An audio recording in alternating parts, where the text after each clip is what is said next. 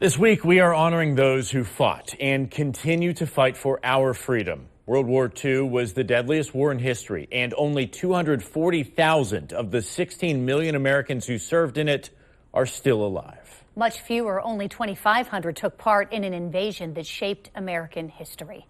News4Jax reporter Ashley Hardin spoke with a local hero who remembers it like yesterday. The waves crashing. Everybody got sick, everybody. The deafening sound of gunfire. They couldn't find sheets enough to cover up the dead.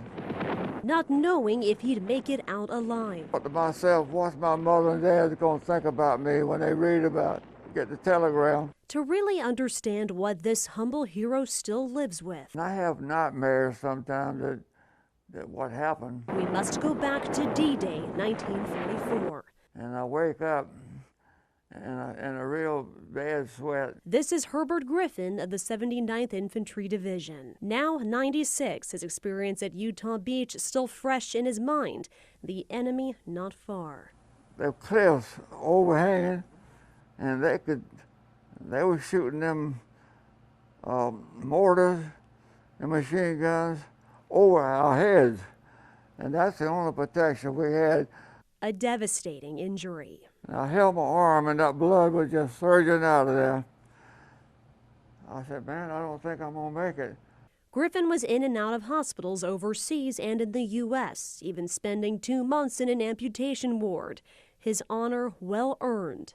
And here's his Purple Heart. All of that wasn't in vain. I mean, it was worthwhile because I love my country and I'd go back today if I could. In fact, he already has.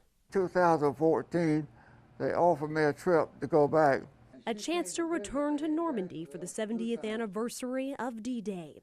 His scrapbooks now filled with photos from that experience. They asked me what song I wanted to sing, and I said, it had to be you, so they sang that for me. His mind never far from his fellow soldiers. And I went through the cemeteries, and I looked at the names. I never could find anybody. Along with his memories, he keeps sand from the beach and a cross. I enjoyed it second time more than I did the first time. So it's something I'll never forget.